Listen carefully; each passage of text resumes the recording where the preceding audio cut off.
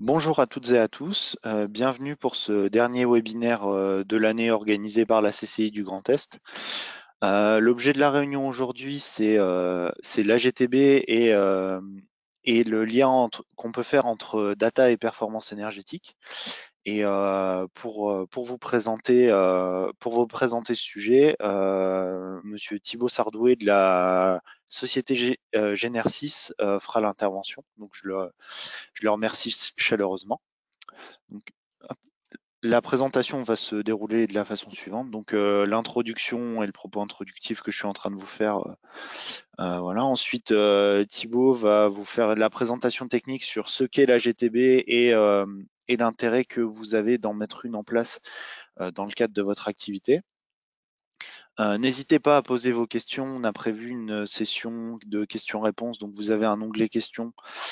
Et moi, je les relayerai à Thibaut quand il aura terminé son propos et je finirai le webinaire par une rapide conclusion sur les différents dispositifs d'aide que vous pouvez solliciter sur le sujet spécifique de la GTB. Et je vous présenterai aussi les accompagnements de la CCI, comment on peut vous accompagner sur ces sujets-là. Donc, je laisse la parole à Thibaut Sardouet de la société Genersys qui va vous présenter en détail ce qu'est la GTB et comment la mettre en place dans votre organisation. Hop. Bonjour à tous. Merci Arthur Normalement, vous pour... avez la main. Je vais partager tout de suite ça.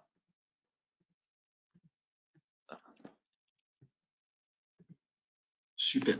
Donc comme je disais, merci Arthur et merci à la CCI d'avoir organisé ce webinaire sur ce sujet-là.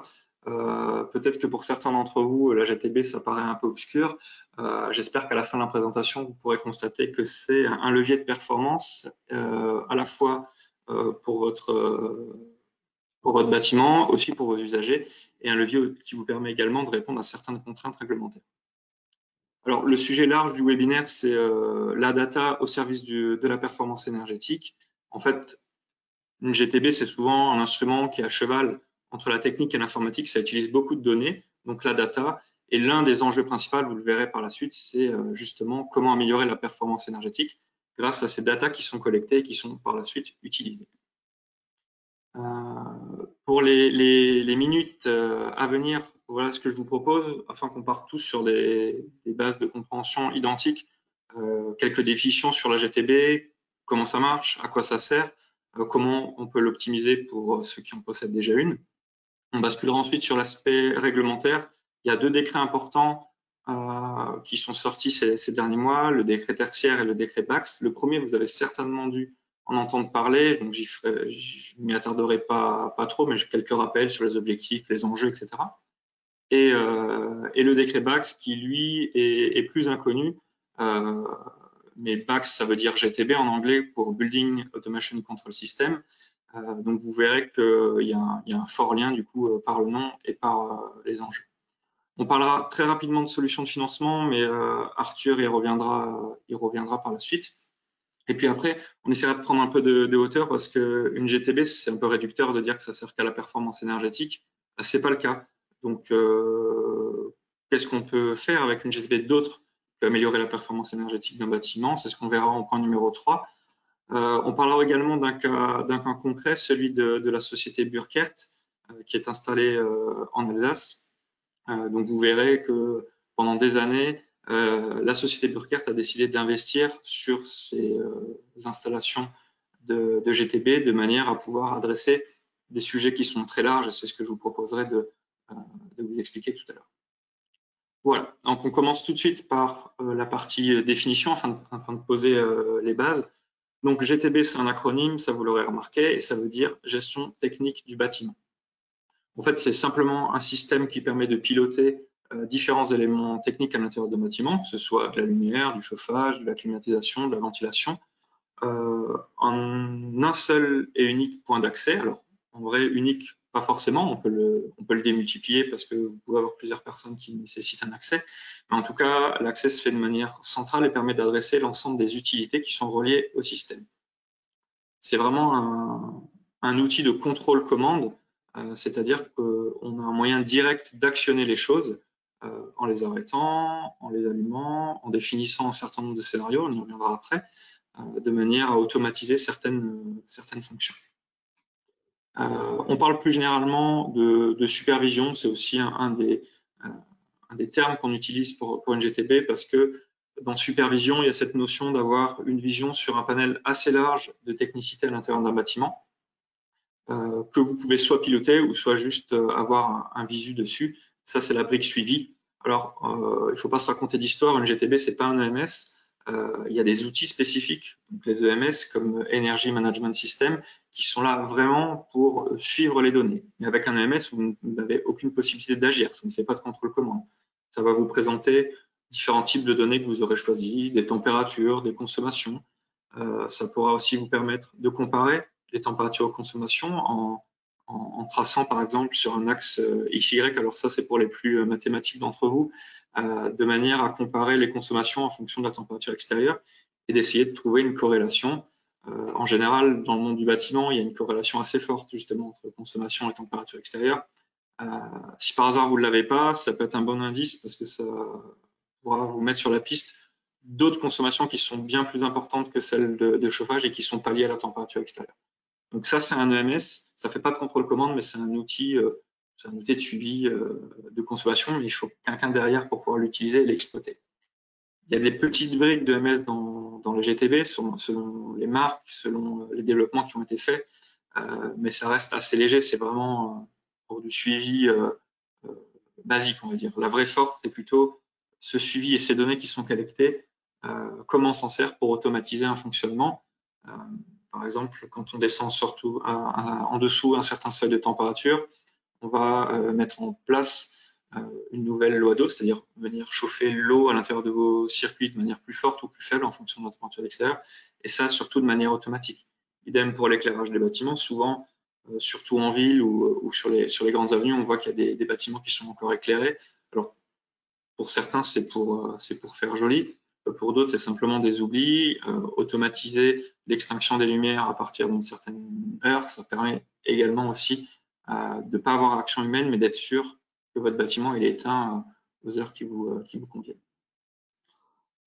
Alors, ceci étant, je vais vous donner un premier chiffre aujourd'hui, c'est que 70% de ces systèmes qui sont installés sont mal utilisés. Alors, mal utilisés, ça veut dire pas du tout, ça veut dire peu, ça veut dire pas comme il faut, et ça pour plusieurs raisons.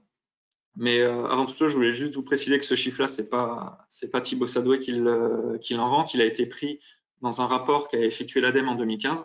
Alors ça date un petit peu, vous me direz, ça a 6 ans. Mais pour connaître un peu ces systèmes-là, je peux vous parler que ça n'a pas beaucoup changé. Alors, ce qui est frustrant, c'est que 70%, ça fait beaucoup. Genersys, la société que je représente aujourd'hui, travaille dans ces systèmes-là depuis des années. Ça veut forcément dire que les systèmes de Genersys sont aussi impactés. Et donc, du coup, on a essayé chez Genersys de dresser un tableau des raisons pour lesquelles ces GTB pourraient être mal utilisés. Donc, on a dressé 5 principales raisons. C'est qu'on peut avoir un super système, les meilleures versions, des plastiques tout brillants, mais personne ne sait utiliser le système. Pourtant, on a fait des super vues graphiques. Enfin, il nous semble que nous avons fait des super vues graphiques, mais pour autant, dès qu'il y a une manipulation à faire, dès qu'il y a quelque chose qui grippe la machine, plus personne ne peut intervenir et personne ne sait utiliser le système. Donc ça, c'est la première des raisons. D'ailleurs, une GTB, c'est souvent vu comme un système complexe. C'est aussi cette notion un peu informatisée d'imagerie, de programmation, sans savoir réellement ce qu'il y a derrière qui bloque l'utilisateur. On a des installations de GTB, c'est le deuxième point, qui ne sont pas maintenues, c'est-à-dire qu'il n'y a pas de contrat de maintenance qui sont mis en place, ce qui fait que la GTB, elle va dériver, le fonctionnement ne va pas forcément suivre exactement l'évolution du bâtiment, ou alors simplement, il n'y a pas de document. Il n'y a pas de notice de fonctionnement, il n'y a pas de FAQ sur le site de la personne qui voulait installer, et ce qui fait que la personne qui non seulement a du mal à l'utiliser, quand elle cherche les informations, elle n'est pas capable de les trouver facilement. Donc, du coup, qu'est-ce qu'elle fait? Elle appelle la personne qui lui a installé la GTB, la personne intervient et ça fait perdre du temps à tout le monde, et en plus, une intervention, ça coûte de l'argent. On a aussi des consignes qui ne sont pas mises à jour sur plusieurs aspects. Souvent, on a un bâtiment dont l'usage va changer. On avait déterminé qu'au début, cette pièce-là, ce serait des bureaux. Puis finalement, quelques mois, quelques années plus tard, ça devient des archives. Les enjeux ne sont pas les mêmes en termes de contrôle de température, mais personne n'a pensé à ajuster les consignes. Ou alors, c'est trop compliqué d'ajuster les consignes parce que le système est mal conçu. Et donc, du coup, on a un bâtiment, ou du moins une pièce avec un usage qui ne correspond plus aux réglages qui ont été faits initialement.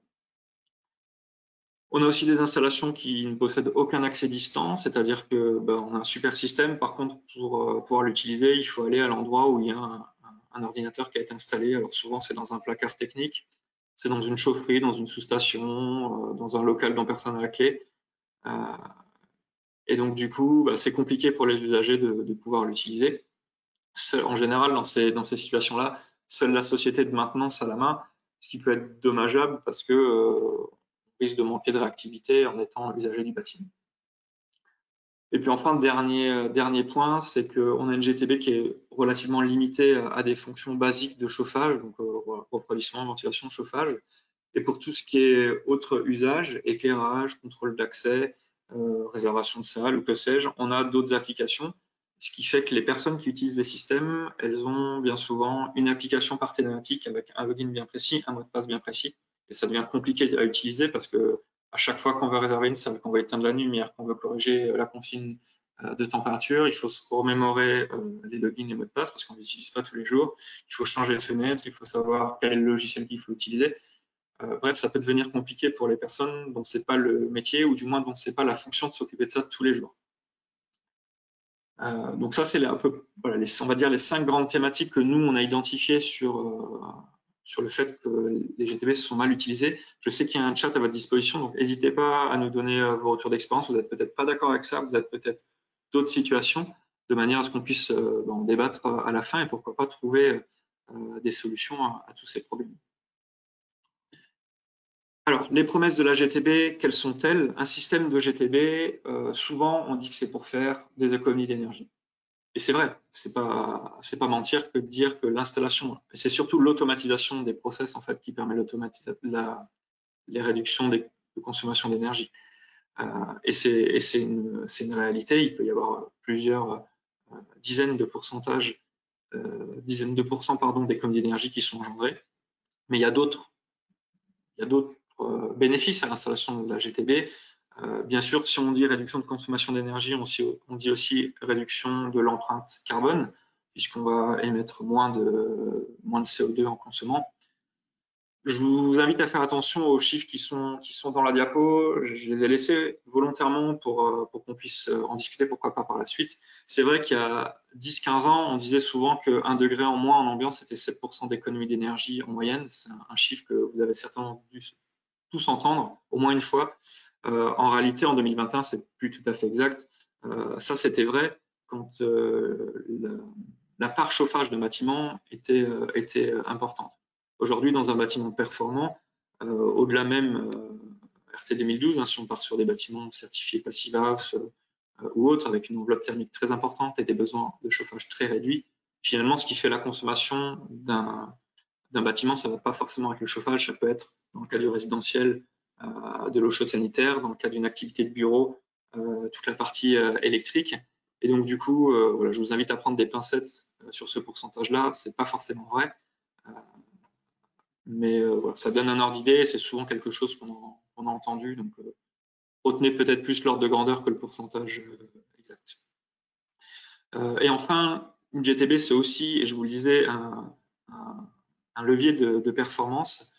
Pourquoi? Parce que la brique de suivi, même si elle n'est pas aussi performante qu'un AMS, elle permet déjà d'avoir des premières informations et de savoir sur quoi il faut agir pour ensuite, pourquoi pas, mettre en place des scénarios d'automatisation qui sont différents. On y reviendra juste après. Et puis, le fait de pouvoir gérer des installations techniques dites multimétiers, c'est-à-dire du chauffage, de l'éclairage, du contrôle d'accès, on en a parlé avant, c'est aussi une valeur ajoutée parce que vous allez pouvoir utiliser les informations d'un des corps de métier pour l'autre. Je vous donne un exemple assez facile à imaginer. Si on prend le contrôle d'accès, on va définir qu'à partir d'une certaine heure, le bâtiment il passe sous alarme. Et dès que le bâtiment est passé sous alarme, on peut récupérer cette information et dire au système de chauffage et d'éclairage, maintenant, le bâtiment est sous alarme, donc tu mets les températures en réduit, tu coupes ton éclairage, ou du moins tu éclaires que l'éclairage dont on a besoin, une enseigne par exemple sur un centre commercial ou autre. Un peu en lien avec tout ce que je vous disais, il y a aussi toute la partie amélioration du confort des usagers. Faire des économies, et je le répète souvent, c'est assez simple. On coupe le chauffage dans un bâtiment et des économies d'énergie que vous allez en faire, ou on débranche l'ensemble du système d'éclairage, pareil, des économies que vous allez en faire. Par contre, ce sera au détriment du confort des usagers. Et finalement, le confort des usagers, c'est peut-être une des pierres angulaires de l'ensemble du système, c'est que l'important, c'est que les usagers, d'ailleurs, qu'ils soient employés, clients, peu importe, ils se sentent bien dans un bâtiment. Ça veut dire qu'ils aient la lumière au bon endroit au bon moment, la calorie au bon endroit au bon moment. Et ça, c'est le système de GTB qui va le permettre. Et finalement, faire des économies d'énergie tout en maintenant un niveau de confort aux usagers, elle est là. C'est une des clés du système. Tout comme la sécurité du bâtiment. On parlait tout à l'heure de contrôle d'accès. Il y a aussi toute la gestion des ouvertures type barrière, portail automatique en dehors du système d'alarme qui permettent de renforcer certaines sécurités. On peut imaginer de la levée de doute avec des caméras de vidéosurveillance. Si jamais il y a une alerte, on se rendra compte que bien souvent c'est un chat qui est passé et que ça a déclenché un système d'alerte. On y reviendra un petit peu après, et puis Arthur vous l'a dit, et ce sera aussi l'objet de la fin du webinaire, c'est qu'il y a des financements possibles autour des systèmes de GTB, dont le mécanisme des C2E qui peut être avantageux dans certaines situations. Et puis, c'est aussi mettre en place une GTB, c'est aussi faire une pierre deux coups, c'est répondre à la fois aux exigences du décret VAC, on détaillera les exigences tout à l'heure, mais aussi à celles du décret éco-énergie tertiaire, dont on parlera aussi des exigences par la suite. C'est pour ça qu'on conclut en disant que c'est un levier de performance, surtout quand il peut être grandement financé par des subventions, quelles qu'elles soient. Et enfin, pour terminer sur cette partie présentation de GTB, là, on aurait pu penser que jusqu'à présent c'était réservé aux projets neufs, mais il y a beaucoup de bâtiments qui possèdent déjà une installation existante et qu'il est possible de l'optimiser. Optimiser sur plusieurs aspects. Moi, la première des choses que je vous engage à faire, c'est de mettre en place des contrats de suivi, non pas pour faire de la maintenance pure et dure, parce que de la maintenance pure et dure sur un système de GTB, il n'y en a pas, il n'y a pas de graisse à mettre, il n'y a pas de boulon à resserrer, il n'y a pas de pièces d'usure, il y a des câbles, du câblage à vérifier, il y a des mises à jour à faire, il y a des patchs de sécurité à mettre en place, et ça nécessite une intervention humaine. Ce qui peut être particulièrement intéressant, c'est de mettre en place dans vos contrats de maintenance du temps pour que ce système puisse être optimisé, parce que l'usage qui a été défini pendant la période de construction du bâtiment, ou du moins la mise en place du système a pu changer, parce que initialement on se base souvent sur des valeurs théoriques en se disant ah oui, l'enveloppe elle est comme ça, donc au niveau du chauffage, si on gère de telle manière, les utilisateurs sont satisfaits, mais souvent entre la partie étude qui a été faite en bureau d'études, la partie réalisation, les aléas de chantier, les différents défauts de qualité, le système peut être tronqué par rapport à la réalité, et c'est important qu'on puisse remettre à jour ce bâtiment-là, ce qu'on appelle le recommissionner en fait, recommissionner le système en fonction des valeurs réelles du bâtiment sur qu'est-ce qui en réalité a été installé en termes de matériel technique, comment se comporte en réalité le bâtiment en termes de décharge et de charge de chauffe par exemple. Et tout ça, ça permet de maintenir des performances ou plutôt d'aller en gagner au fil du temps. Donc c'est vraiment important. Et puis ça permet aussi de déployer de nouvelles fonctionnalités. Tous les 6 mois, tous les ans, il y a des nouvelles fonctionnalités qui sortent, qui sont éprouvées, qui sont corrigées, soit directement par les fabricants de matériel, soit par les intégrateurs eux-mêmes qui développent ce qu'on appelle des blocs fonctionnels qui vous permettent d'adresser telle ou telle problématique de manière plus simple et de manière plus efficace. Et tout ça, finalement, ça ne se fait pas forcément à l'instant T, parce qu'à l'instant T, c'est un projet qui a des valeurs qui nous sont données, je vous le disais, en termes d'enveloppe, en termes de technicité, mais ça se fait plutôt sur le long terme parce qu'on apprend à connaître le bâtiment, on apprend à anticiper ses réactions on va pouvoir y greffer un module d'optimisation, c'est-à-dire un module qui va permettre de mettre en chauffe le bâtiment à une certaine heure. Cette certaine heure, elle variera tous les jours en fonction de la température que le système prédira pour le lendemain, parce qu'il sera connecté aux plateformes de météo, aux mêmes plateformes de météo que vos téléphones ou de Météo France ou peu importe. Donc ça, c'est des idées d'optimisation et ça se fait souvent en seconde passe, en fait, une fois que le bâtiment a un peu vécu et qu'on a justement cette data qui vient nourrir le système et vient nous informer de la marche à suivre pour la suite. Voilà pour la partie GTB. Je vous propose de passer sur la partie réglementaire. Alors, quelques chiffres, et je crois que c'est les derniers d'ailleurs que vous aurez de la présentation. C'est qu'en France, on a une énergie qui est consommée par le secteur du bâtiment qui représente à peu près 44% de la consommation totale de la France. Ça veut dire que le secteur du bâtiment pèse 44% de l'énergie consommée. Donc, vous avez la source en bas. Et ça représente 123 millions de tonnes de CO2 qui sont émises par an par ce secteur. Alors, 123 millions de tonnes, c'est un peu barbare comme chiffre, c'est dur à se représenter. Même moi qui parle en tonnes de CO2 tous les jours, j'ai du mal à imaginer 123 millions de tonnes. Du coup, je me suis dit que j'allais vous donner un autre chiffre. 120 millions de tonnes de CO2 émises, ça représente 20 millions de fois le tour de la Terre en voiture, avec une voiture classique qui consommerait 6 litres d'essence au 100 km.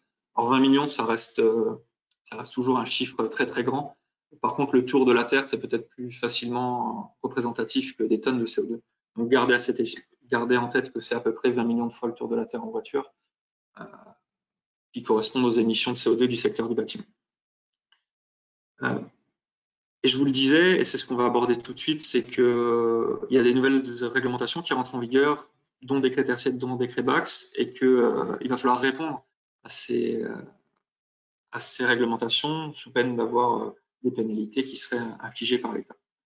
Alors, on va commencer par le décret tertiaire, c'est celui que tout le monde connaît, ou du moins tout le monde en a entendu parler. Il y a eu quelques changements de date. La crise sanitaire a repoussé certaines échéances, notamment la première qui était de déclarer les situations initiales, on va dire, de votre bâtiment, qui ont été repoussées à septembre 2022 sur la plateforme de l'ADEME. Alors, c'est pas la partie forcément la plus intéressante, cette déclaration de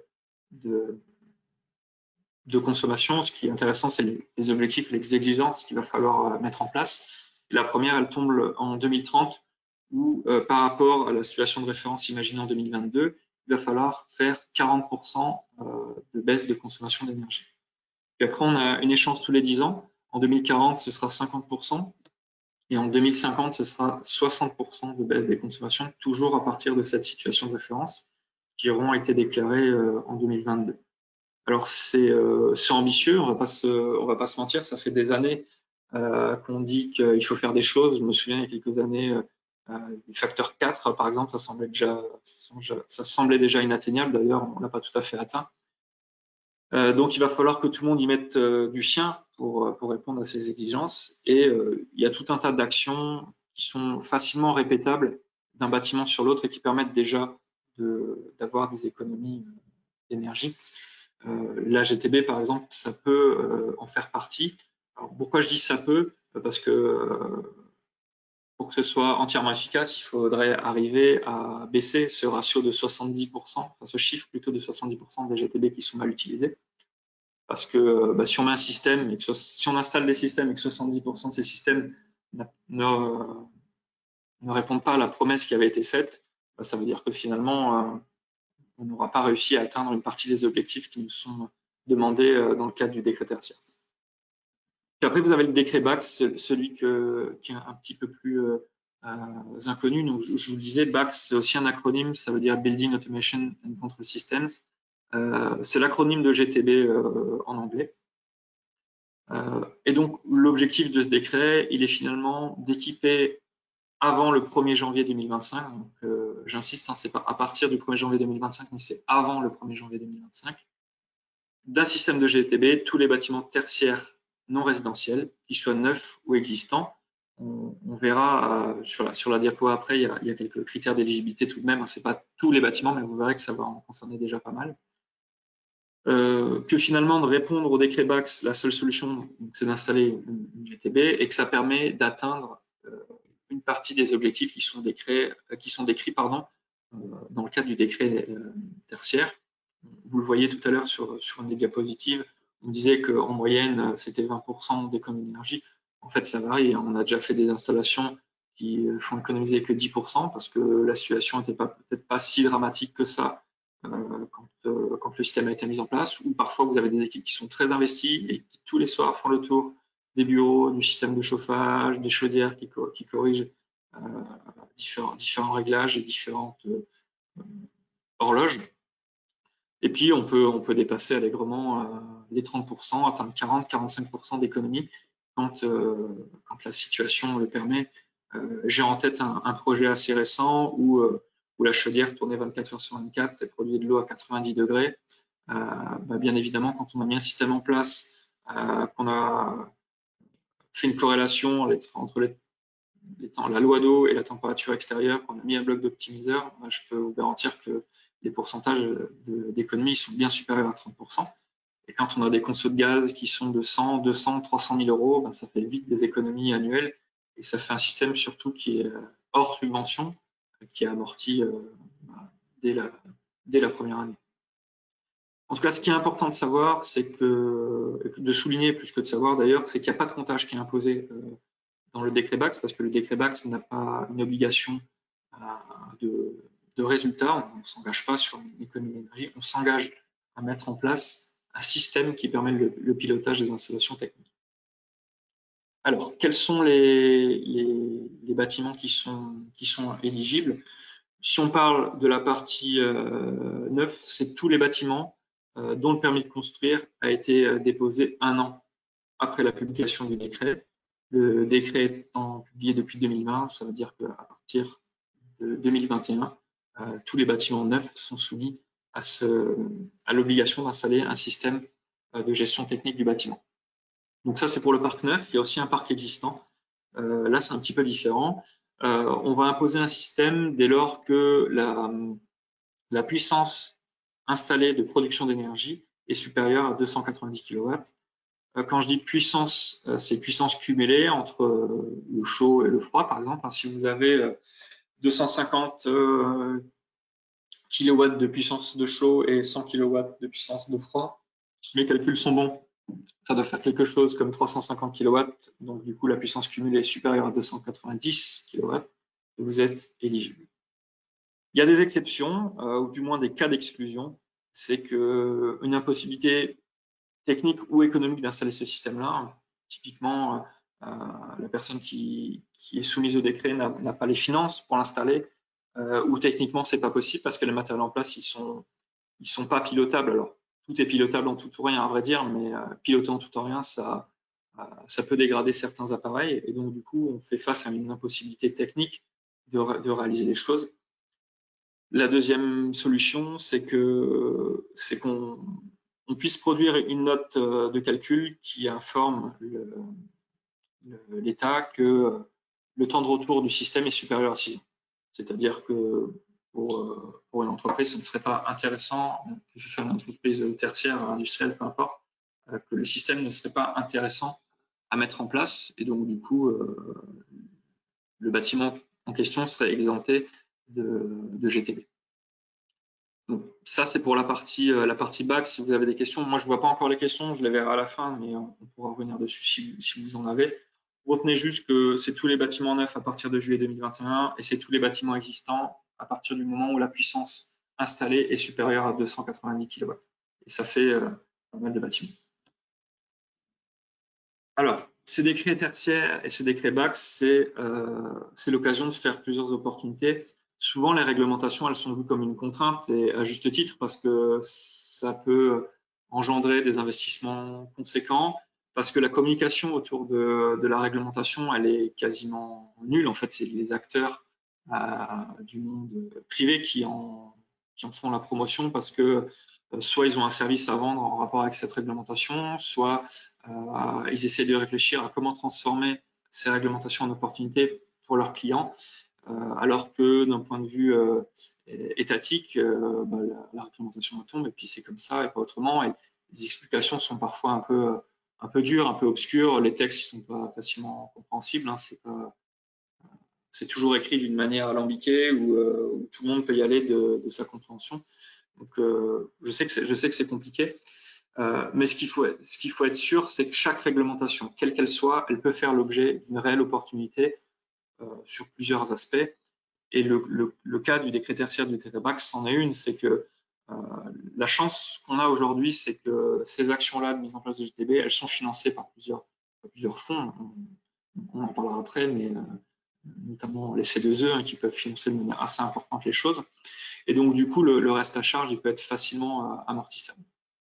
Mais c'est surtout l'opportunité de finalement valoriser une partie du patrimoine parce que au moment de la revente d'un patrimoine, de savoir qu'il y a un système qui permet de gérer automatiquement les choses, que les économies, elles ont été prouvées parce que entre le moment où on a installé un système et les années qui s'écoulent, on souhaite revendre le bâtiment, il y aura forcément des corrections qui auront été apportées, des bilans de consommation qui auront montré que le système est favorable.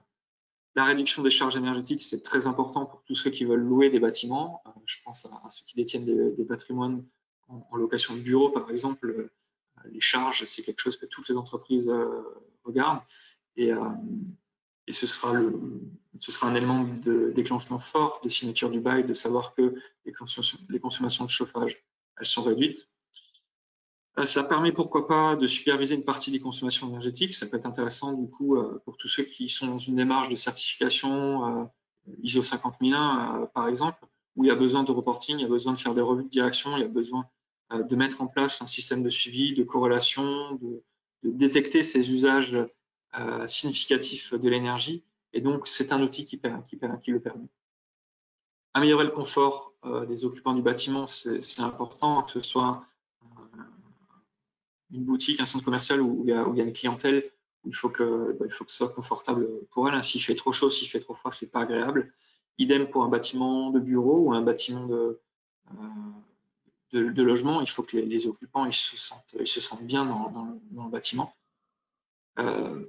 Avant-dernier point, c'est tout ce qui est relatif autour de l'exploitation de maintenance.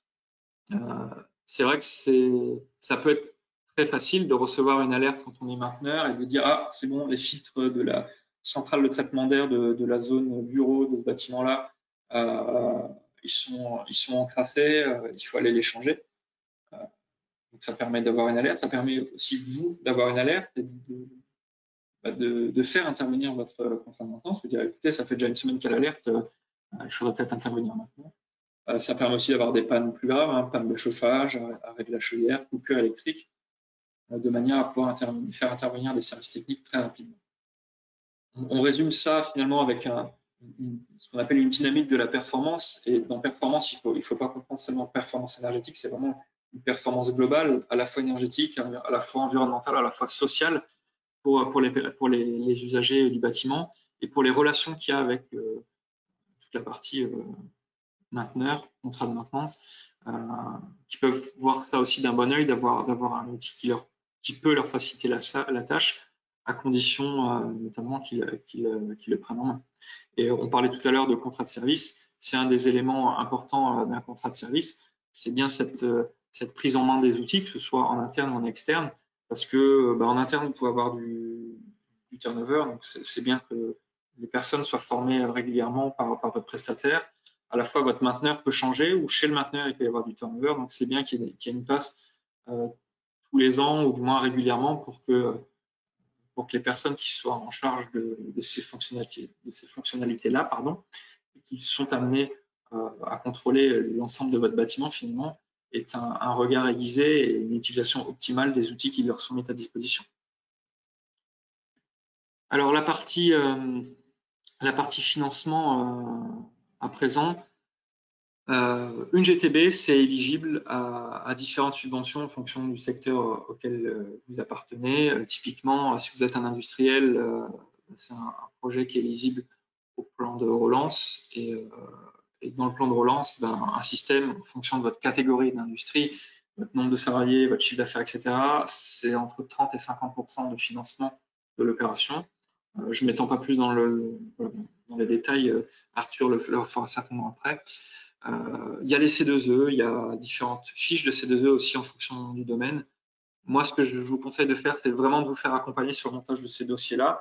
Souvent, on va pas se mentir, c'est rebutant. Encore une fois, c'est des choses qui ont été faites par une administration qui a certains process. Ces process ne correspondent pas tout à fait à la réalité des privés, des industriels.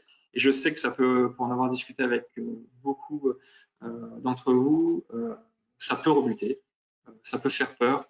Je peux vous avoir des anecdotes à l'appel, j'en ai deux qui me viennent à l'esprit, des dossiers qui ont été refusés parce que c'était pas la même couleur d'encre utilisée lors de la signature des PV de réception et de la personne qui signait le PV de réception côté entreprise et de la personne qui signait le PV de réception concernant le client. Ça, c'est une première chose. La deuxième, c'est un dossier refusé parce que il peut y avoir dans le tampon qui est fait de l'entreprise une erreur, c'est-à-dire il manque le siret par exemple. Voilà, il faut refaire tout le dossier de A à Z parce que le tampon n'est pas le bon ou parce que la personne qui a signé elle n'avait pas le bon tampon.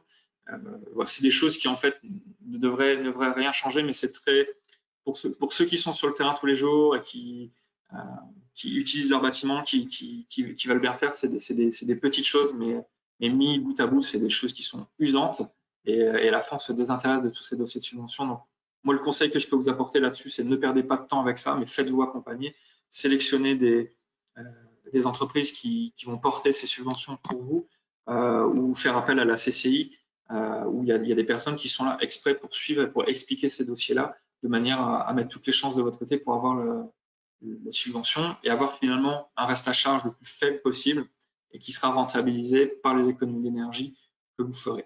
Le Graal, ce serait même de trouver un système qui soit en phase avec ça, c'est-à-dire que les économies d'énergie générées, elles soient telles que finalement le reste à charge étant minime, il n'y a même pas de sujet en fait. Les travaux, ils seront faits parce que ça ne va pas me coûter beaucoup, ça va me permettre de répondre au décret BAC, ça va me permettre de répondre en partie au décret tertiaire et ça me permet aussi d'engager d'autres démarches avec mes employés, avec les mainteneurs sur ces sujets-là et voilà, de pérenniser mon bâtiment, lui faire prendre de la valeur, d'être sûr d'avoir un outil d'exploitation qui soit efficace. Et ça, si ça coûte pas grand-chose, c'est le must. Voilà pour la partie financement. Si vous avez aussi des questions, j'y passe volontairement pas de temps parce que ce sera abordé par la suite. Si vous avez des questions, n'hésitez pas, on pourra tout à fait en parler dans la phase questions-réponses. Je vous le disais tout à l'heure, le troisième point, c'est une prise de hauteur, c'est une ouverture sur qu'est-ce que peut faire une GTB d'autre que des économies d'énergie, d'autre que de la gestion de chauffage. Il y a un mot qui est très très gavoldé que j'aime pas trop utiliser, c'est le smart building, ça veut tout et rien dire. Mais néanmoins, c'est le mot grand public qui est utilisé, donc je me dois de l'utiliser. Qu'est-ce que ce serait ce fameux bâtiment intelligent pour refranciser un petit peu les choses? Alors, c'est plusieurs aspects, on en avait déjà parlé au début. C'est d'avoir un système déjà qui soit facilement utilisable, qui soit réputé ouvert. C'est vrai qu'on n'a pas parlé de cette ouverture des systèmes de GTB, mais c'est un point très important, je vais le faire maintenant. Un système de GTB fermé, c'est un système de GTB qui ne va pas pouvoir communiquer facilement avec l'environnement extérieur. Par environnement extérieur, j'entends vos machines techniques, les centrales de traitement d'air, les chaudières, les groupes froids, l'éclairage. C'est un système qui ne pourra pas se connecter avec d'autres logiciels, typiquement un logiciel de réservation de salle parce qu'on est dans un lycée, on est dans une fac, on est dans une entreprise. Plutôt que de chauffer les amphithéâtres ou les salles de réunion toute la journée, on pourrait très bien asservir le système de chauffage via la GTB, au logiciel de réservation de salle, et du coup de dire, voilà, moi, l'amphithéâtre X, il est réservé que de 10h à midi, ça sert à rien que je commence à chauffer à 7h. En fonction de la température qu'il fait à l'extérieur, je sais que si je veux avoir mes 20 ou 21 degrés à 10h, il faut que je commence à 9h. Et donc ça permet de faire des économies, et ça, c'est seulement possible si votre système de GTB il est ouvert et qu'il est capable de communiquer avec l'extérieur. Ouvert, c'est se baser sur des protocoles qui sont pas des protocoles constructeurs, c'est-à-dire qui ne sont pas propriétaires des constructeurs, mais qui sont des protocoles de communication universels. Il y en a plusieurs qui sont utilisés dans le bâtiment. Je vais vous en citer 3, dont vous avez certainement entendu parler: le KNX, le Modbus, le BACnet. Alors, chaque intégrateur a ses préférences. C'est vrai que depuis quelque temps déjà, le BACnet a le vent en poupe parce que c'est un protocole très facile d'utilisation, qui est normé, qui est charté. Il n'y a pas de table d'échange compliquée comme avec le Modbus par exemple. Il n'y a pas de programmation KNX à faire comme sur le protocole KNX. Donc c'est quelque chose qui a le vent en poupe, qui est très facile d'utilisation, qui fait gagner beaucoup de temps aux intégrateurs, et donc par conséquent qui doivent faire gagner de l'argent sur le devis final. Donc ce système de régulation, il doit avoir une certaine souplesse, et ça passe notamment par son ouverture, et il doit être ergonomique. Souvent, la seule action que vous avez avec le système d'automatisation, c'est finalement cette interface on-machine, cette IHM. C'est l'interface que vous avez sous les yeux. C'est une interface graphique où vous pouvez cliquer, vous pouvez ajuster les choses, régler, et derrière il y a une programmation, il y a des lignes de code, il y a des blocs de système logique que vous ne voyez pas. Mais du coup, il faut que cette interface elle soit le plus ergonomique possible et la plus simple possible. Il y a une phrase qui résume très bien le système de GTB. C'est une très vieille phrase qui a été prononcée par Léonard de Vinci, qui dit que la simplicité est la sophistication extrême.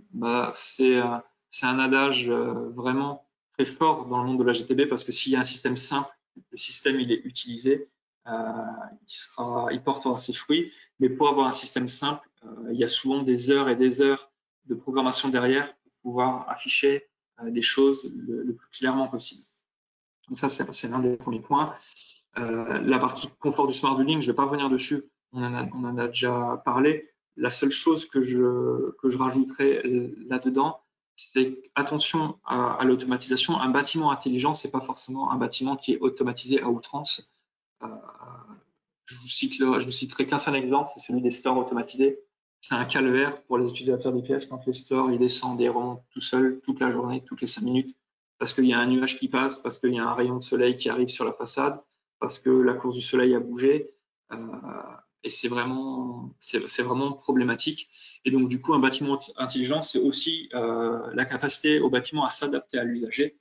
Et pour nous, en tout cas chez Genersys, ça veut dire que la priorité, elle est toujours donnée à l'usager. On peut mettre en place un contrôle automatisé des stores qui se baisse et qui monte automatiquement, mais il y a une intelligence particulière à mettre en place au niveau de la temporisation, et surtout au niveau des dérogations. Les dérogations, c'est-à-dire conserver un bouton de levée d'ouverture et de fermeture des stores automatisés, pour que les occupants, typiquement une salle de classe, puissent fermer les stores parce qu'il y a un rétroprojecteur, puisse ouvrir les stores parce qu'il y a besoin de lumière, puisse utiliser comme bon lui semble la salle, alors que la GTB voudrait le faire autrement. C'est très important, parce que si on ne fait pas ça, si on laisse le système gérer lui-même le bâtiment, il va y avoir une certaine frustration auprès des utilisateurs, un sentiment d'assez mal-être dans le bâtiment. Je vous disais tout à l'heure, il y a une performance sociale dans la performance globale, et ça passe aussi par le fait que les usagers s'approprient le bâtiment et s'approprient les règles de fonctionnement du bâtiment que eux-mêmes peuvent déterminer. La sécurité, on en a aussi rapidement parlé. Dans sécurité du bâtiment, j'aimerais qu'on prenne de la hauteur aussi, qu'on parle de cybersécurité, parce que c'est quelque chose d'assez important. Souvent d'ailleurs, c'est le premier refus qu'on nous oppose en industrie quand il y a une installation de GTB à faire, c'est que le service informatique ne souhaite pas ouvrir des ports pour qu'on puisse à distance contrôler le bâtiment. Ce qu'on entend tout à fait, il peut y avoir des enjeux très forts en termes de sécurité pour certaines entreprises. Sachez que néanmoins, un système de GTB, ça passe des tests de cybersécurité. Il y a même des systèmes, alors je ne suis pas ici pour citer de marque, donc je ne le ferai pas, mais j'ai une marque en tête qui bénéficie de la certification la plus haute en termes de cybersécurité, parce que l'application qui sont faites de ces automates sont souvent sur des sites relativement sensibles. Ça n'empêche pas de mettre des bonnes pratiques en place avec des systèmes de connexion assez faciles. On oublie les logins type nom du client et mot de passe AZERTY ou 1, 2, 3, 4, 5 ou toutes ces bêtises-là. Il y a des bonnes pratiques à mettre en place. Un intégrateur vous accompagne sur ces bonnes pratiques à mettre en place, sur les systèmes de liste blanche, sur les systèmes de ports à ouvrir, sur les systèmes de pare-feu à mettre en place qui sont en lien avec les ports. On peut imaginer aussi des systèmes de login unique pour éviter de se faire pirater l'accès via login mot de passe. Malheureusement, il existe d'autres brèches. Et moi, ce que je peux vous inviter à faire, c'est de prendre les systèmes les plus reconnus. Il y a des marques de GTB enfin, du moins d'automates, pardon, puisque GTB, qui ont des services liés à la sécurité qui font que ça toute la journée et qui déploient des patchs et des mises à jour tous les 15 jours, tous les mois, pour renforcer la sécurité, pour corriger certaines brèches, pour anticiper certaines attaques. Et donc, du coup, cette sécurité, une des garanties de l'avoir, c'est de faire confiance à des personnes dont c'est le métier d'une part, et surtout qui ont un certain dynamisme sur cette partie-là. Rendre le bâtiment intelligent, alors bien évidemment, dans Smart Building, bâtiment intelligent, il y a une dimension intelligente.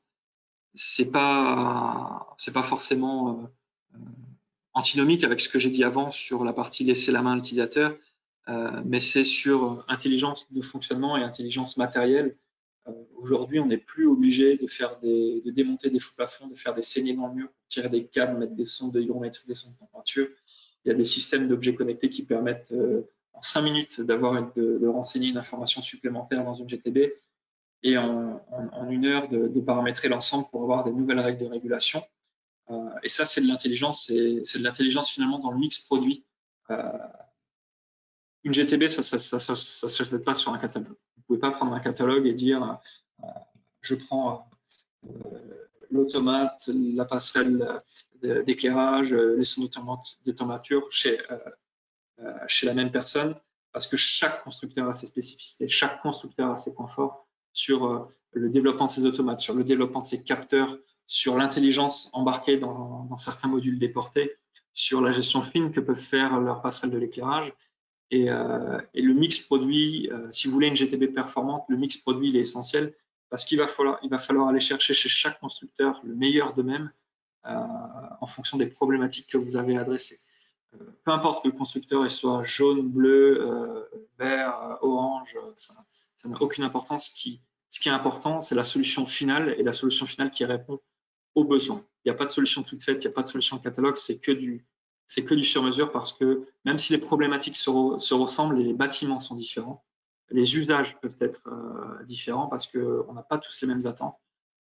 Si on prend l'exemple d'un bâtiment de bureau, on a tous une politique RSE différente, on a une politique RH différente et de fournir un bâtiment confortable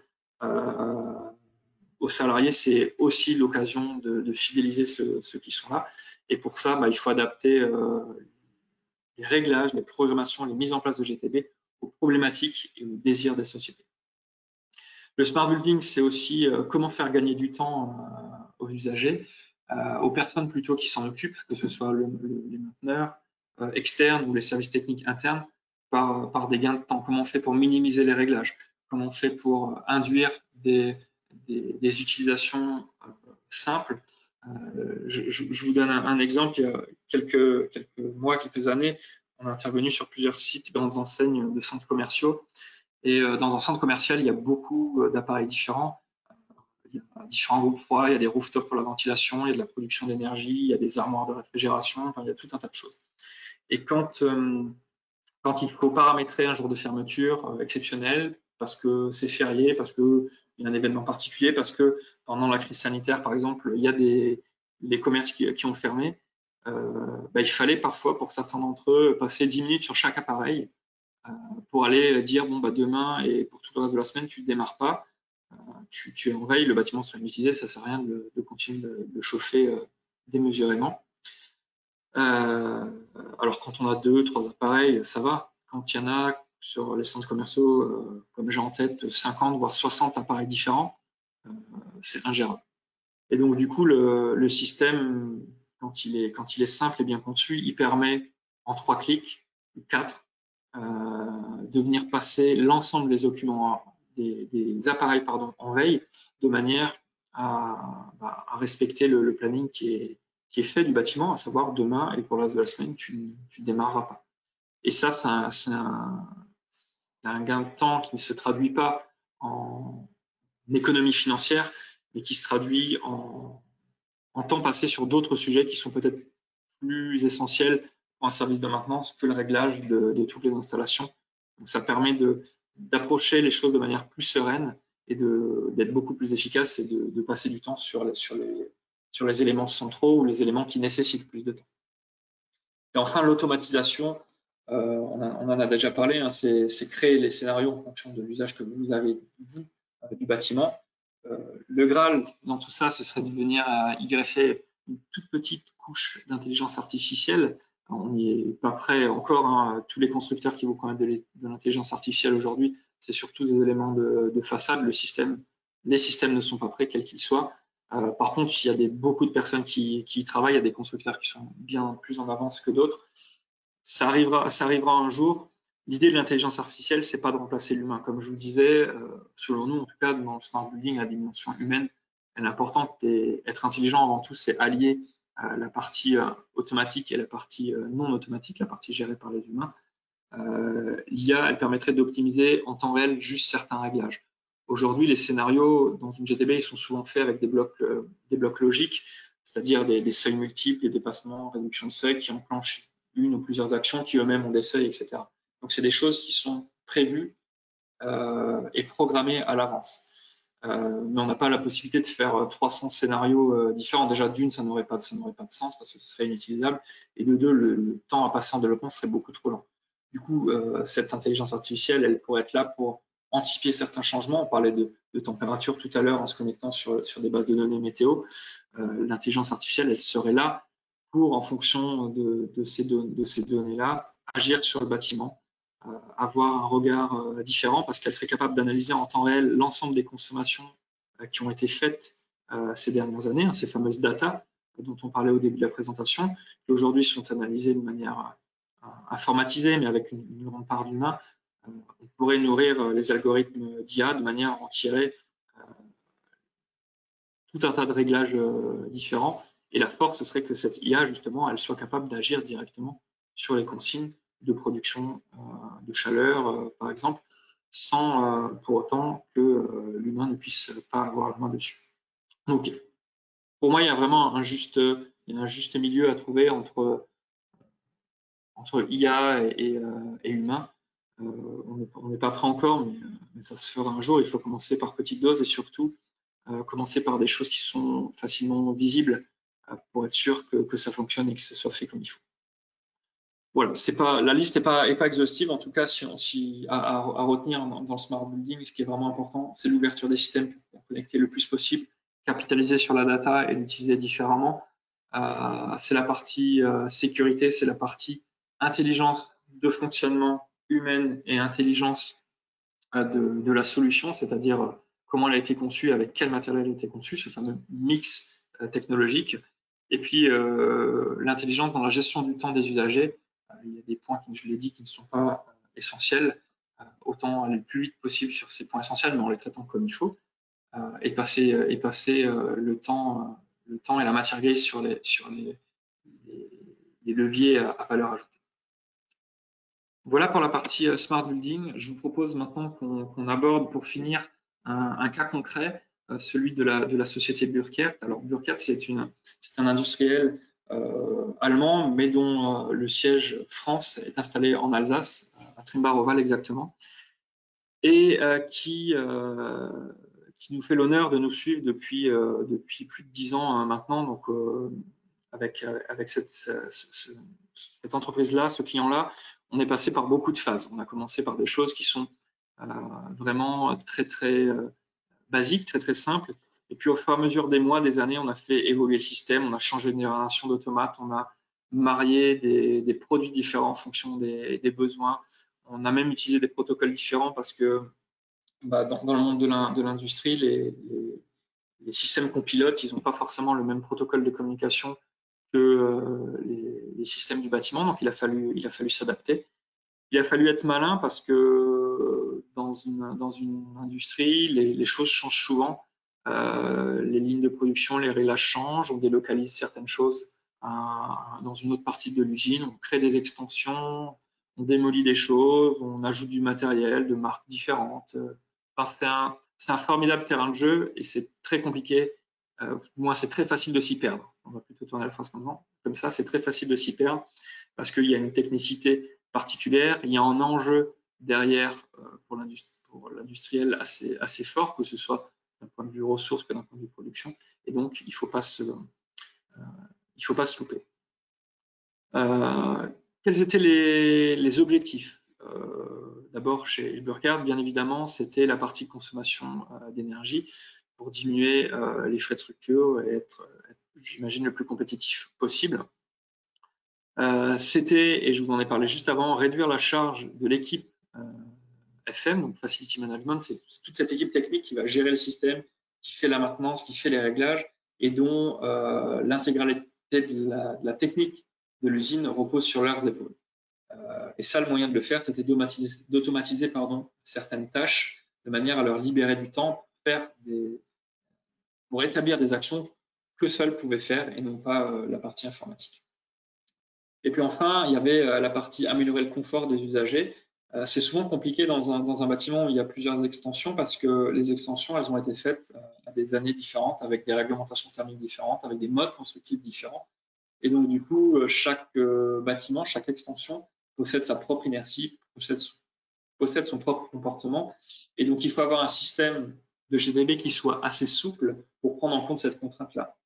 Si vous gérez tout de la même manière, c'est le mieux assuré, puisque vous allez être bon à un endroit, mais pas sur tout le reste. Et donc, du coup, ça peut créer des tensions en termes des salariés, parce que les salariés ne comprennent pas pourquoi il ne fait pas chaud partout, pourquoi il ne fait pas froid partout ou frais tout en été. Et c'est très difficile à expliquer. Donc, du coup, c'est des choses qu'il faut tout de suite mettre en place, avoir des systèmes le plus souples possible, le plus ouverts possible pour faire face à toutes les éventualités. Alors, quelques idées d'application. Je vous disais juste avant que dans la partie bâtiment intelligent, l'idée, c'est de prendre de la hauteur sur tout ce qui est possible. Vous avez là devant les yeux pas mal de choses. Alors, il y a toute la partie air comprimé. On en a parlé jusqu'à présent. Il y a la partie température, j'en parlerai pas, on en a assez parlé. Il y a toute la partie surpression, parce que chez cet industriel-là, il y a des locaux qui doivent être maintenus en surpression parce que ce sont des laboratoires. Il ne faut pas qu'il y ait de particules qui rentrent à l'intérieur. Donc, la gestion, elle est faite par le système. L'hygrométrie de ces salles blanches également. L'automatisation des volets, mais avec dérogation manuelle.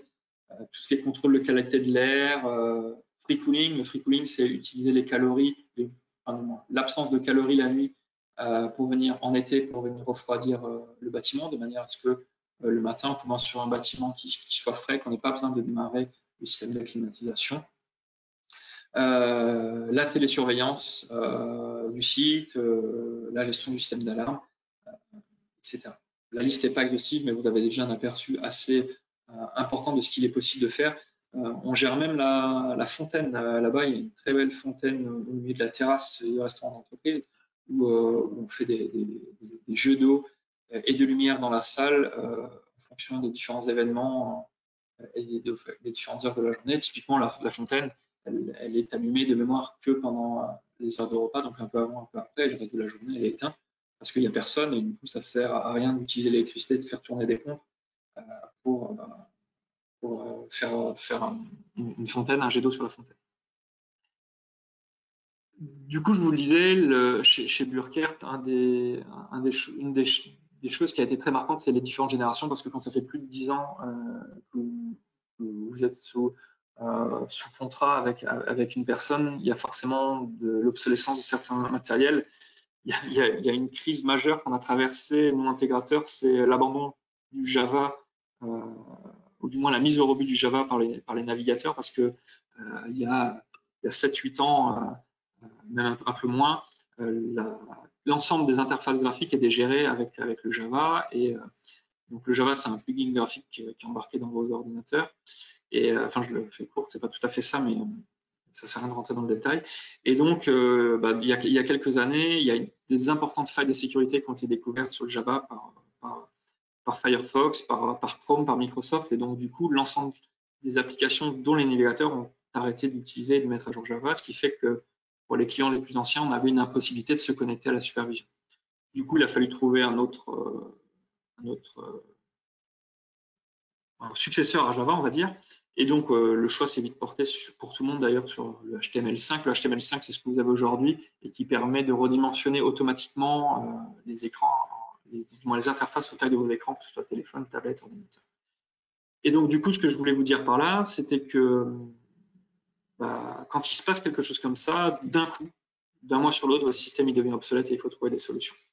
Et ça, il faut être très rapide, il faut être très ouvert et très au fait de ce qui va se passer de manière à réagir très vite. Donc, on a d'abord commencé à déployer des solutions, des interfaces graphiques dégradées pour continuer le pilotage.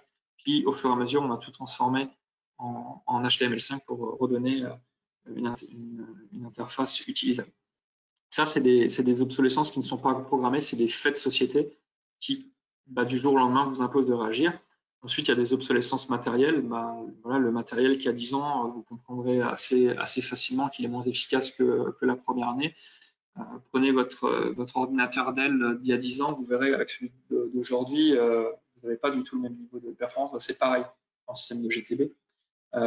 Donc, il a fallu changer le matériel, mais changer tout le matériel d'une usine, ça coûte extrêmement cher. Donc, il a fallu être intelligent, utiliser les subventions s'il était possible de l'utiliser, faire d'abord ce qui était critique, garder le matériel qui fonctionne encore pour éventuellement pallier à une panne autre part. Donc, il y avait tout un phasage à faire sur plusieurs années pour permettre à Burkhardt de traverser cette transition matérielle le plus sereinement possible sans dégrader les objectifs qu'il y avait.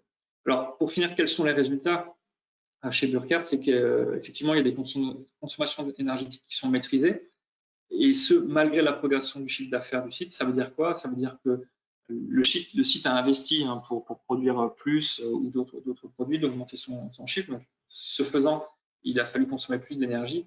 Le système de GTB, il a permis d'accompagner cette croissance-là en maîtrisant tout de suite les consommations d'énergie qui sont engendrées par cette croissance. Il y avait pas mal de plaintes d'usagers au début.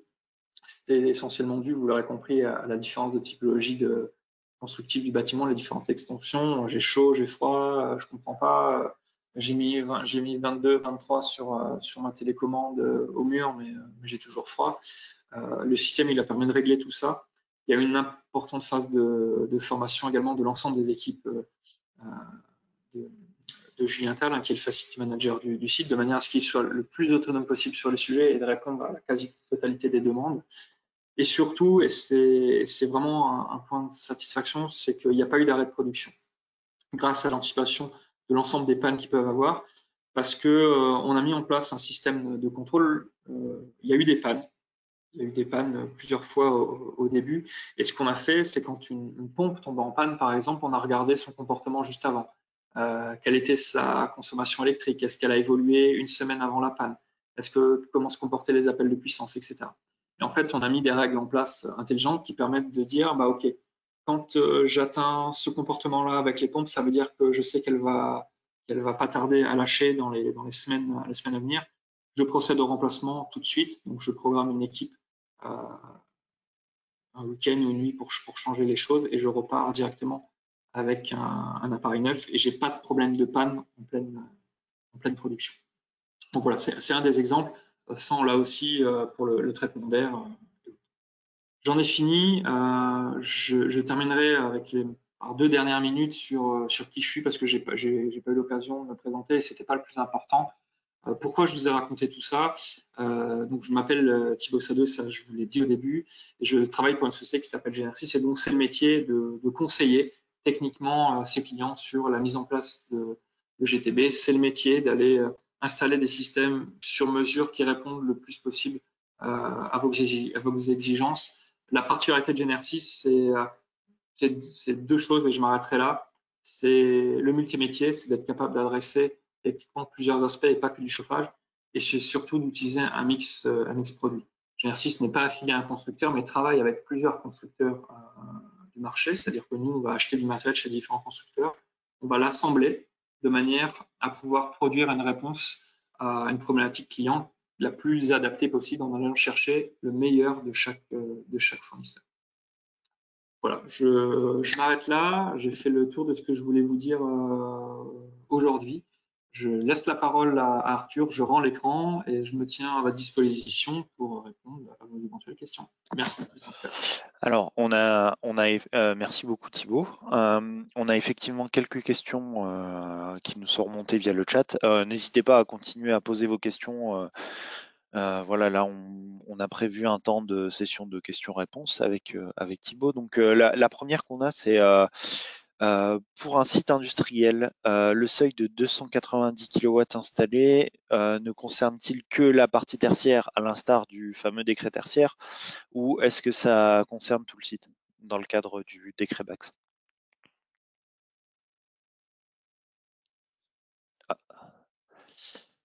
Hop, vous avez votre micro qui est coupé, Thibaut.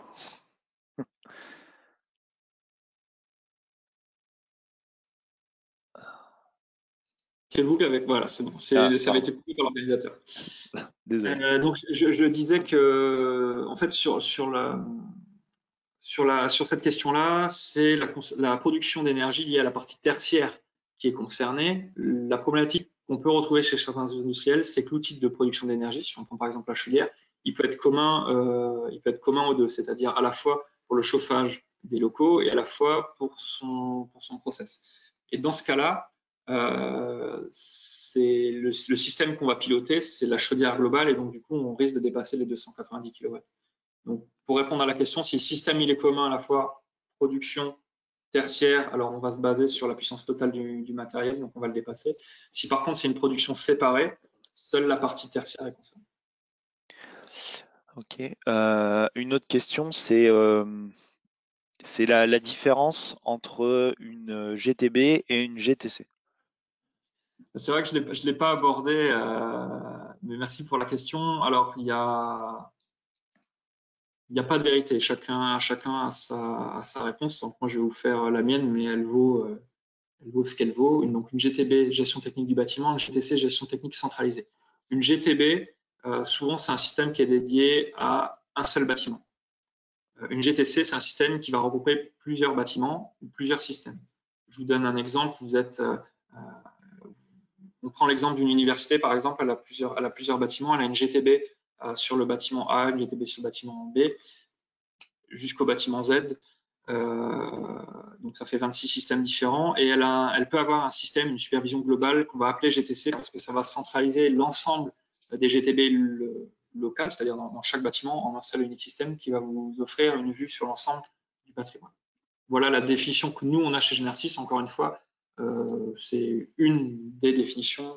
S'il y a des acteurs de la GTB qui nous écoutent, ils n'auront peut-être pas la même vision que nous. Ok. Alors, une autre question, ça concerne tout ce qui va être pénalité réglementaire en cas de non-respect, entre guillemets, des décrets BAX et des décrets tertiaires, si un industriel ne respecte pas les obligations de ces décrets, qu'est-ce qui est prévu réglementairement? Alors, industriel et pas que. Et pas que. Donc, sur le décret tertiaire, il y a deux choses. Il y a une amende. De mémoire, c'est 7 500 €, donc c'est pas une amende forcément conséquente et dissuasive. Enfin, tout dépend de la taille de la société, bien évidemment. Donc ça, c'est la première chose. La deuxième, c'est ce qu'on appelle le name and shame, c'est-à-dire que la liste des personnes qui ne respectent pas le décret tertiaire sera communiquée sur une plateforme publique. Et donc, du coup, il y aura une communication négative. C'est d'ailleurs ce qui est le plus dérangeant souvent pour les industriels ou les sociétés de services, c'est que Souvent, il y a une communication relativement verte qui est faite par les sociétés sur les enjeux, sur la politique RSE de l'entreprise. Et le fait de se faire afficher, ça peut nuire à certains partenariats économiques. Et donc, du coup, c'est souvent plus problématique que l'amende de 7 500 euros. Et pour le décret Bax, pour l'instant, j'y ai pas de sanctions imaginées à vous communiquer. Je n'ai pas l'information. Je suis pas sûr qu'elle ait été communiquée. C'est ça que je voulais vous dire. D'accord. Du coup, moi j'ai une question aussi, c'est si sur mon site aujourd'hui une GTB qui fonctionne et que demain je mets en place un projet de NR sur site, du solaire photovoltaïque par exemple sur ma toiture, euh, comment est-ce que je vais venir intégrer ça dans la GTB? Est-ce qu'il est possible de voir, si c'est une installation en autoconsommation par exemple, est-ce qu'il est possible de voir où va être, à quel endroit sera réinjecté le courant, pour quel usage l'électricité produite sera utilisée? Enfin, voilà, qu'est-ce qu'il est possible de faire entre GTB et ENR aujourd'hui, sachant que c'est un sujet qui revient aussi régulièrement? Si on va prendre ton exemple, Arthur, sur la production et l'autoconsommation. Je le disais tout à l'heure, un système de GTB, il est particulièrement efficace quand il est ouvert et évolutif, c'est-à-dire qu'il a une capacité à s'étendre, à évoluer, à prendre en compte des usages et des technicités supplémentaires. Typiquement, le cas de la production photovoltaïque et de l'autoconsommation. Plusieurs choses. Soit on veut seulement visualiser des choses, auquel cas c'est des compteurs à mettre en place et remonter les compteurs sur le système avec la création d'une nouvelle interface graphique dédiée à la production photovoltaïque, par exemple, des nouveaux graphes pour suivre la consommation. Et là, la donnée qu'on récupère, c'est seulement la donnée issue du compteur d'énergie. Ça, c'est le premier cas. Deuxième cas, on a de l'autoconsommation. On mesure bien évidemment ce qu'on autoconsomme, mais on veut quelque chose d'un peu plus fin, peut-être même de piloter. Je vous donne un exemple. L'autoconsommation, elle est faite soit directement, soit avec un système de batterie. Dès lors que vous savez un système de batterie, vous pouvez aussi stocker l'énergie quand elle est en heure creuse et la restituer quand elle est en heure pleine. Ça, c'est un des avantages d'une batterie. Mais tout ça, ça nécessite une certaine forme d'intelligence. Donc, ça veut dire que votre GTB, il faut que les éléments contractuels électriques que vous avez soient rentrés dans la GTB, qu'il y ait de l'automatisation qui soit faite pour dire, OK, à partir de telle heure, je suis en heure pleine. Si ma batterie le permet, je vais venir stocker. Je suis en heure creuse, pardon. Si la batterie le permet, je vais venir stocker. Et quand je repasserai en période d'heure creuse, je vais me désolidariser du réseau si le système le permet et réutiliser l'énergie que j'ai stockée. Donc ça, c'est une des intelligences qu'il faut embarquer selon moi parce que ça permet de rentabiliser plus facilement l'installation. Ensuite, sur le suivi de l'autoconsommation, suivre directement l'électron qui est produit du panneau photovoltaïque jusqu'à son utilisation finale, c'est impossible. L'électron, il va là où c'est le plus simple. Et donc, du coup, ce qu'on peut faire, c'est suivre la part de quantité produite et la part autoconsommée, et en déduire du coup la part qui est réinjectée sur le réseau, qui est revendue le cas échéant. Par contre, ce qu'on peut faire, c'est dimensionner les choses pour faire en sorte que ça réponde à un besoin. Je vous donne un exemple. Imaginez un bâtiment de bureau sur lequel vous avez un talon de consommation qui est immuable parce qu'il y a des systèmes qui tournent tout le temps. Et donc, vous avez 4, 5, 10 kW de puissance. C'est votre talon qui est toujours appelé. C'est de dimensionner le système pour qu'on puisse venir effacer ce talon-là. Ça veut dire quoi? Ça veut dire mettre en place des panneaux photovoltaïques qui vont générer assez d'énergie pour couvrir l'énergie consommée par 15 kW de puissance appelée 24 heures sur 24. Et cette énergie, elle pourra être stockée et réutilisée. Donc ça, c'est quelque chose qu'on peut faire et qu'on peut suivre. Par contre, vous dire exactement là, l'électron, il est parti dans les lampes, dans le PC du président ou autre, ça, c'est pas possible. Ok, j'ai encore deux questions. La première, c'est si demain j'installe sur mon site des bornes de charge pour véhicules électriques. C'est pareil, j'imagine qu'il y a moyen de recentraliser les données de consommation de courant dans ma GTB.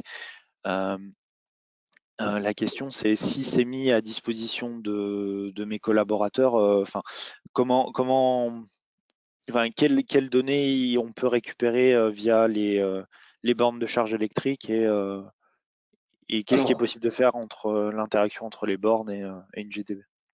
on peut tout récupérer d'une borne électrique, soit directement sur la borne parce que elle est conçue de manière intelligente et que le constructeur a prévu qu'on puisse récupérer les données de la borne, soit en mettant en place un autre appareil, type un compteur un peu intelligent qui ne va pas faire que compter l'énergie, mais qui dispose d'autres fonctionnalités. Et dans ce cas-là, on pourra récupérer l'ensemble des données, donc bien évidemment consommation, pic de puissance, temps de chargement 80%, enfin tout ce qu'on peut imaginer, c'est sans fin. Donc ça, on peut le récupérer et l'afficher. Quand on dit on peut, ça veut dire qu'on peut le faire, mais est-ce qu'on doit le faire, c'est autre chose. Quand le système il est accessible par tout le monde, c'est peut-être pas forcément judicieux de tout afficher, surtout si ça concerne des données privées. On n'en a pas parlé, mais il y a la RGPD, donc c'est la réglementation sur la protection des données personnelles, qui impose quand même un certain nombre de choses. Et voilà, on peut pas. Tout le monde à la CCI ne peut pas savoir que Arthur a branché sa voiture à 10 heures le matin et qu'il est reparti à 14 heures en ayant rechargé sa voiture à 80%, parce que ça regarde personne. Ça, en fait.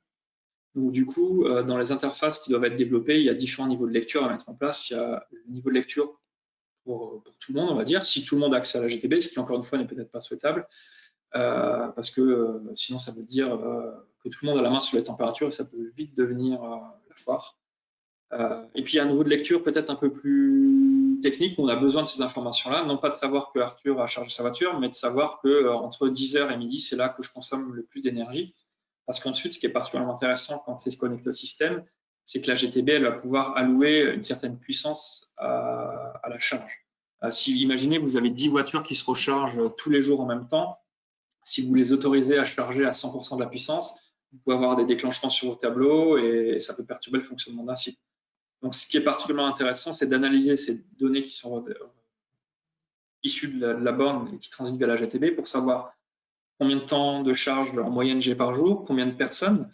Est-ce que la personne reste branchée de 9h le matin à 18h le soir, ou est-ce que dans la journée, elle part, elle revient, elle se recharge, de manière à adapter le fonctionnement et à dire, OK, bon, bah, si les personnes elles restent 8 heures en charge tous les jours, j'ai pas besoin de leur donner 100% de la puissance parce que je sais que quand ils arrivent, ils sont pas à zéro, hein, sinon ils n'arriveraient pas, et que de toute manière, ils n'ont pas en 5 heures, je dis une bêtise, en 5 heures à 60%, je suis capable de recharger une Zoé, si on prend l'exemple d'une Zoé. Donc, c'est à ça que servent les données pour que on puisse répartir et avoir un usage de l'énergie qui soit raisonné et qui soit efficace. On peut même imaginer, et ça ce sera la seconde vague quand les bornes et les voitures le permettront, c'est que une fois que les voitures elles sont chargées à 100%, on pourrait utiliser ces batteries pour alimenter le bâtiment et d'avoir comme ça 5-10% de fluctuation sur la batterie pour alimenter le bâtiment en énergie parce qu'on a rechargé les batteries avec la production photovoltaïque du site, qu'on n'avait pas de stockeur d'énergie, qu'on a utilisé les voitures pour le faire. Alors, c'est facile à dire comme ça. En vrai, ça pose plein de problèmes sur le cycle des charges-recharge des batteries, sur les règles avec les utilisateurs, sur les technologies à mettre en place. Mais c'est quelque chose qui est étudié aujourd'hui. On en a parlé d'ailleurs pas plus tard que la semaine dernière avec une importante association en Alsace. Ça s'appelle le véhicule to grid. Hein. C'est la gestion de l'énergie du bâtiment à travers les batteries du véhicule. J'ai un peu dépassé la question, mais c'était pour donner Non, mais c'est l'information. très bien. Et du coup, ma dernière question, c'est sur les talons de consommation. C'est souvent des boîtes noires un peu pour les industriels, mais pas que. Et du coup, ce que j'ai compris, c'est qu'une GTB, ça permet déjà à minima d'identifier les consommateurs d'étudier la composition du talon de consommation et du coup d'agir dessus. C'est bien ça?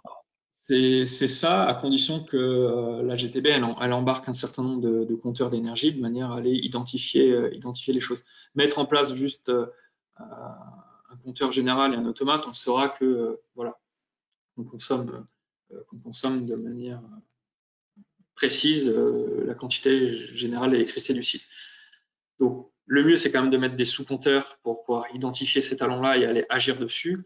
Après, il y a des moyens par calcul et par analyse de le savoir, hein. Par exemple, on n'a qu'un seul compteur général et on sait qu'à partir de, je vous ai dit une bêtise, de 8h30, la consommation s'envole parce que on a les pas horaires.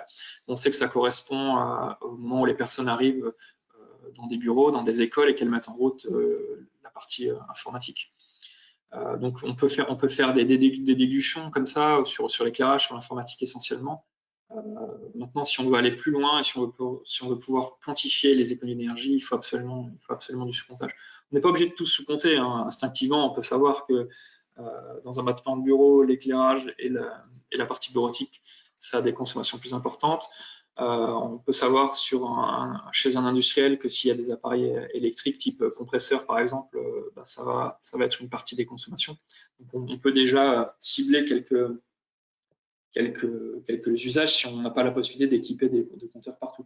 Mais oui, effectivement, une fois que ça se met en place, la GTB, elle vous dira, voilà, 5% de la consommation, c'est ici, 15, c'est le poste, c'est les chambres froides du centre commercial, 20%, c'est l'éclairage, etc., etc. Ok, bon bah écoutez, merci beaucoup pour ces échanges et pour la présentation.